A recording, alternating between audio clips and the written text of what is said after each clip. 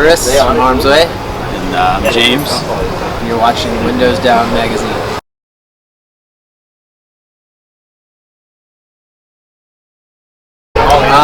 So kind of with Russ, we took a good deal of time longer as far as writing and demoing was concerned. The previous releases, we kind of just wrote a handful of songs, a bunch of songs, and then we just kind of went in the studio, recorded them, and that was that. That was like the finished product, and we released it.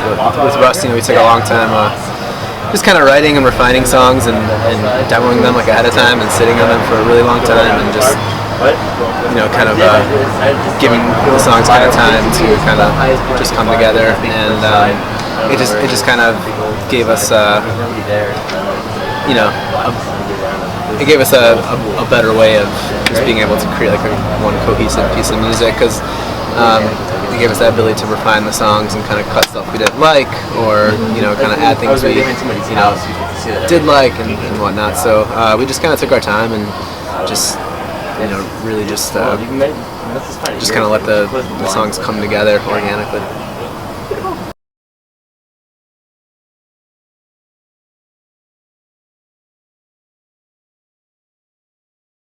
Well, Andy's a good friend of ours, and we've, like you said, we've recorded almost all of our releases with Andy, despite our minus in prison, which was our first 7-inch. And yeah, he's just a really good friend, and he creates a really good environment for us to kind of record in. We feel really comfortable around him, and we feel like we can really just experiment and be ourselves.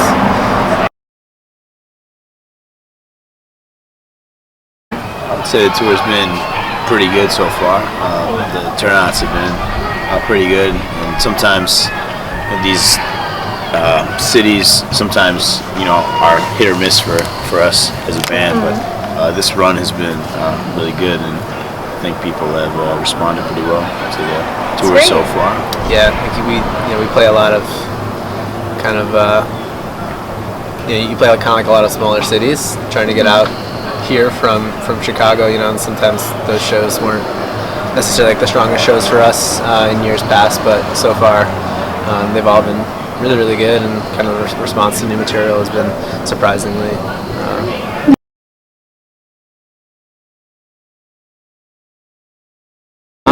Pligge acts, Eternal Sleep are very good friends of ours, and a band that we really like both musically and as people, and same with the Beautiful Ones. So it's been both, especially like when we kind of go out on our own, we try to pick up bands we both like musically and bands that we can see ourselves hanging out with for the next few weeks, so like friendships, sure, a big piece in that.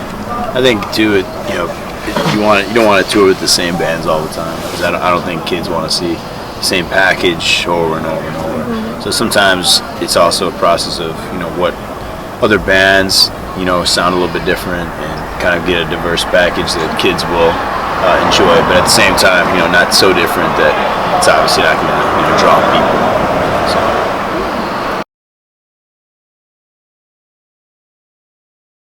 Local bands? I mean, honestly, like at this point in time, there's not a lot of new bands out of Chicago. The bands that we would say, have been around for a long time, like Weekend Nachos, or The Killer just broke up pretty recently, and they're a band that has been around for a long time. We just had our local show, No Zodiac played. I know a lot of people enjoy that band, but other than that, it's kind of hard to say. There's not a lot of new music coming out that is that popular, I don't think, in Chicago at this time. But.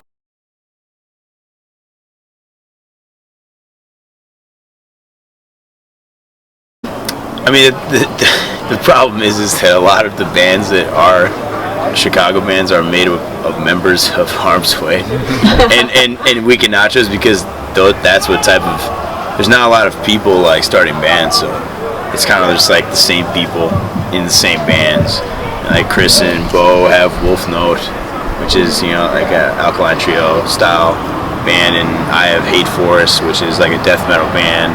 But what's funny is like all of those bands are just compiled of the same members, so it's hard to say. You don't want to be like, oh yeah, check out all of our bands, but there's a lot of incest, like in the Chicago scene. You know, like a lot of our friends and ourselves kind of do bands together, and it's just kind of been that way for like the last 10 years. So, are you guys seeing more of like newer bands that we like kind of like, or Like non-Chicago bands? Yeah.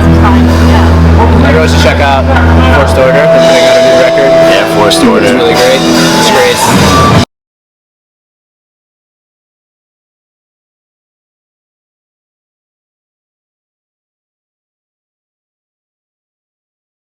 Yeah. It's kind of, I don't know, it's hard to say. You know, I think like being a part of a lot of different bands and liking a lot of genres of music kind of helps you grow as a musician. And, you know, as you, if you listen to Harm's Way, you can kind of see as each release happens, there's a pretty big, not a huge change, but there's a progression in, you know, songwriting, there's progression in music, and it's definitely a little bit different. You know, if you look at our first record and Rust, you know, it's very, very different. But you know, it's kind of like a slow progress. But I feel like with being in a lot of different bands, you kind of get a taste of a lot of different types of music, and that allows you to, you know, kind of experiment a little bit more than just, you know, if you only listen to hardcore, then, or a certain type of hardcore, then, you know, some of the music that you write might only be, you know, one directional. And I feel like, you know, for me, definitely that being in the different bands has helped just grow me as a musician.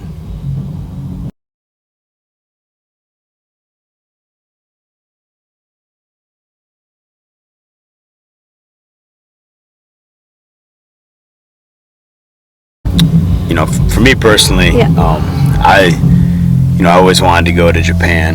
That was like my goal as a band, and we were able to do that this past February, and it was great. It was an awesome place to play. The response was great. So that was my, you know, personal goal. I mean, this whole year we've been able to travel to a lot of places that I never thought we'd ever be able to go to as well. You know, like Thailand, Malaysia, Singapore, and you know, just, you know, going to those places and seeing that people actually, you know, enjoy your band, you know, around the whole world is pretty rewarding, for sure. So I mean, I know Chris probably feels the same. Yeah, absolutely. Yeah. Just traveling and being able to go to places that I couldn't have ever imagined going, simply because of like music and people enjoying that. You know, Europe and Australia and Japan and Southeast Asia and all these places. Those have all been like pretty big milestones and accomplishments for us. But in addition to that, just like touring with some really awesome bands. You know, we just got to go over to Europe with Converge, and that was really cool. You know, and even like the recording process, like, and working with Death Wish and all these things. You know, like when we started this band, we could have never envisioned that we would have gotten to that level, or you know, have been able to accomplish those things. Sure. But slowly as the band progressed, like things kind of came together. You know, we never sought out to try to make it or do big things. You know, it was a slow kind of organic process.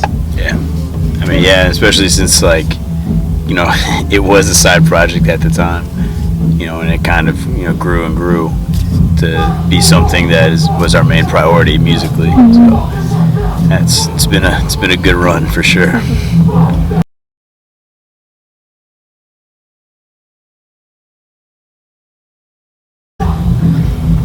You know, for me personally, you know, and I claimed being straight edge when I was 14 or 15, and you know, at the time, you know, it was definitely a huge part of my life, and you know, I wore it on my sleeve as much as I could. And you know, I think as you grow older and you mature, you know, it just becomes who you are.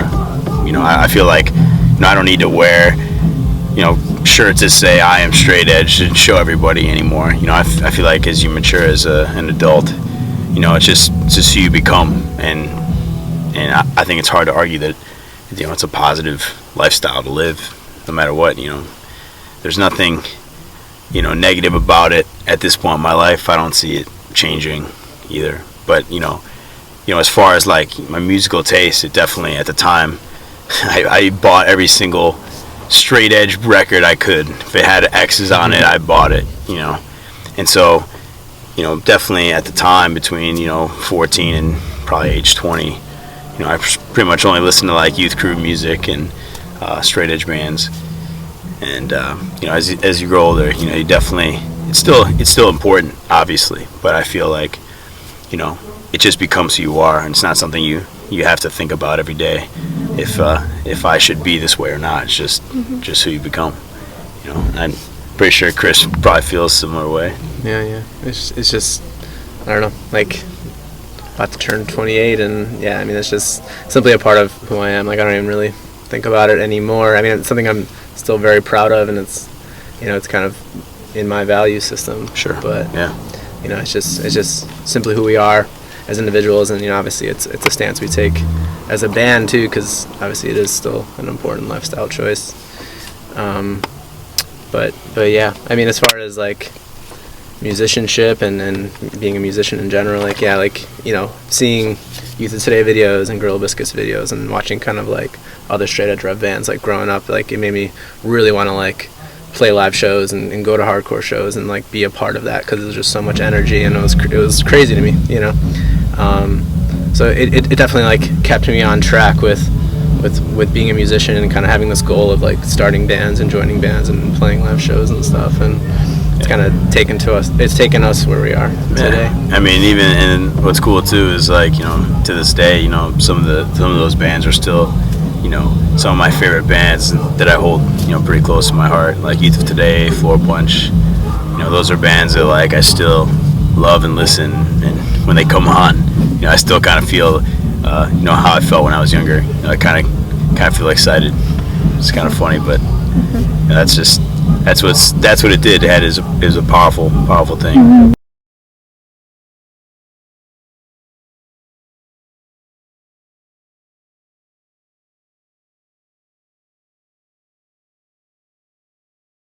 For me, like, growing up, I kind of had one of my best friends at the time. He kind of led the way for, what I got into musically, and he claimed straight edge first, and at the time I thought it sounded like a cool idea, but it wasn't until a little bit later where I felt like it was like a choice that I was making. At first I kind of felt like I was just trying to be a part of something, but as you start to grow into it and you start to actually think about what it means, I think like there was a lot of kids in my high school that were straight edge, so I was fortunate to kind of have a whole group of hardcore kids essentially growing up, be like, oh no, like I'm tempted to drink or do drugs because I feel like I'm being isolated from everybody else. I never felt that way, and it's kind of and I guess like it's just who I am. I don't really fall to peer pressure very easily, and I'm a pretty disciplined person, so it just kind of happened. I never really felt like I was gonna astray from that belief system ever since then. So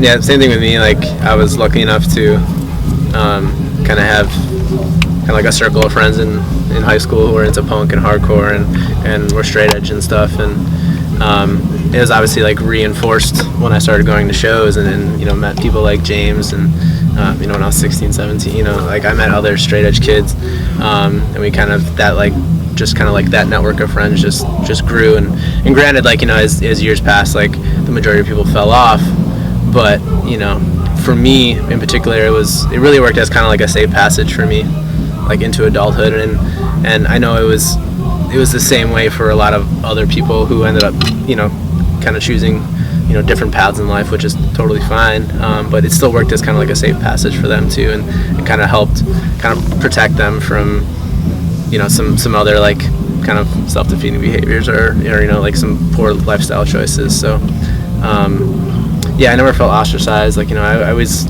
had like a good crew of friends. Well, the thing is, like, Chicago too used to have like a very strong straight edge scene, and like to a point where like when I was younger, like I just assumed everyone was straight edge because there were so many straight edge kids, but that's quite the opposite now.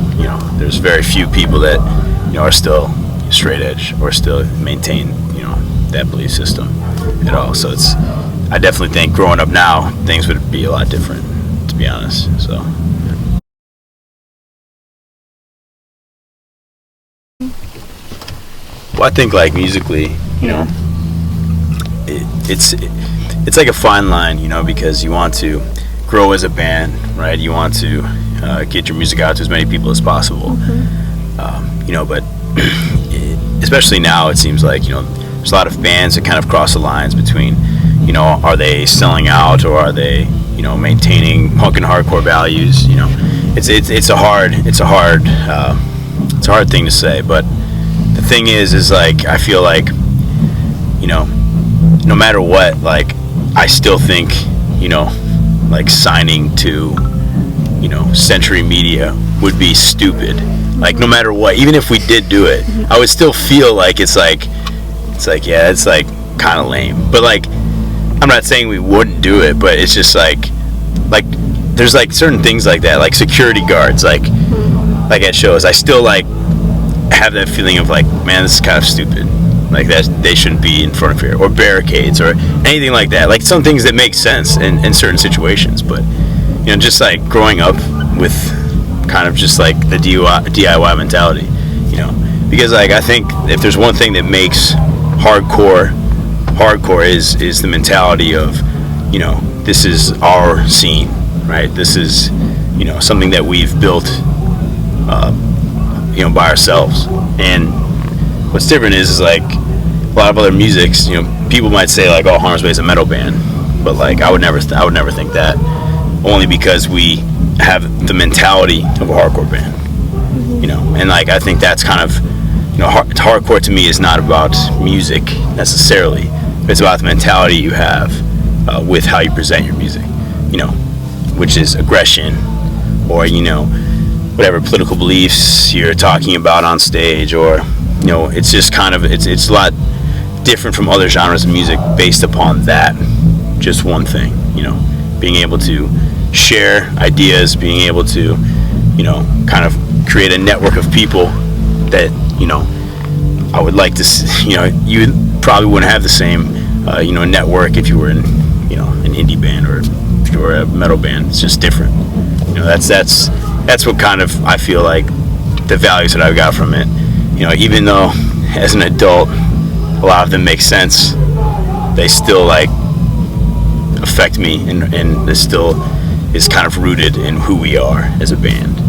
So yeah, I think like, I mean, like punk and hardcore, obviously it's music, but it goes like well beyond the show, you know. It's kind of, it influences kind of your worldview and who you are as an individual. At least like that's the punk and hardcore I got into, you know, like looking back, you know, at bands like, you know, Fugazi or Black Flag, or, you know, the Bad Brains, you know, stuff like that, you know, like there was so much more to it than just the music, and that's what attracted me so much to like punk and hardcore. And I think, you know, for Harm's Way, like there's so much to the band than simply just the music, you know. And, you know, despite like what metal tour we do or what label we sign to, like we're always going to have kind of like that ethos, you know. It's always going to be kind of like the underpinning of the band, you know. And because when it comes down to it, you know, punk and hardcore really shaped who we are as individuals, you know. Like outside of the band, you know, we're social workers, we're teachers, we're all these things who,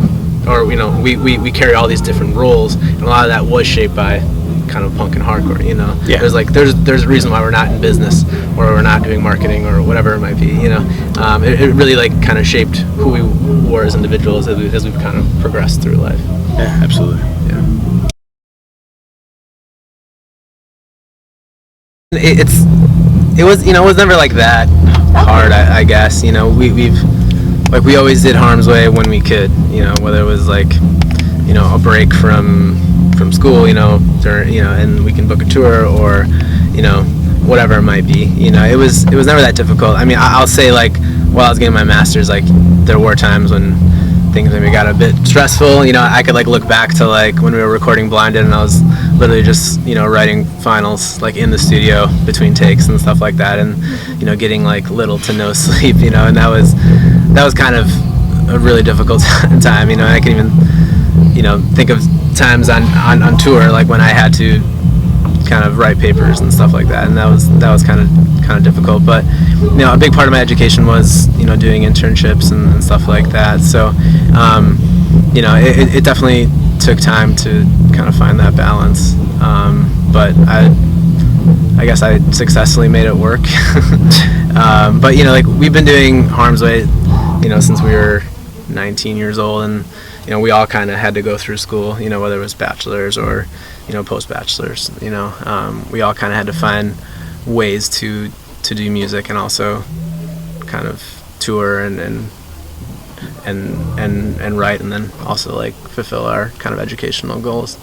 And you know, I guess in some ways it was an art, you know, whether it was like an unhealthy way of doing things or a healthy way, I don't know, you know, but we somehow made it work. Yeah, absolutely.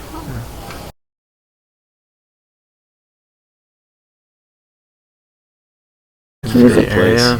Food. Food stuff. Oh man, I went to this really awesome, like all vegan Chinese place in Oakland. I can't remember off the top of my head. And then Timeless is also really good in Oakland, that coffee shop. They like Phil's a lot. I also like Phil's a lot. It's great. Like that mint coffee drink, that is awesome. I don't know. You know, I'm trying to think of a really good food place here. I like the Ghirardelli Chocolate Factory. They have good ice cream. We went to an A's game a couple years ago. That was a great time. You get the really cheap bleacher seats or no? The ones Yeah. for like $5. Yeah, it was super cheap. Yeah, that's nice. And it was super rowdy, so that was cool. We like Steph Curry Steph Curry's cool. Yeah. and Clay. And Clay's cool. We're all big basketball fans. Yeah. So much love and respect to the Golden State Warriors. They beat our enemies, the Cavs. Yeah. But yeah, no, that's about it. Yeah. Thank you guys. Got nothing else.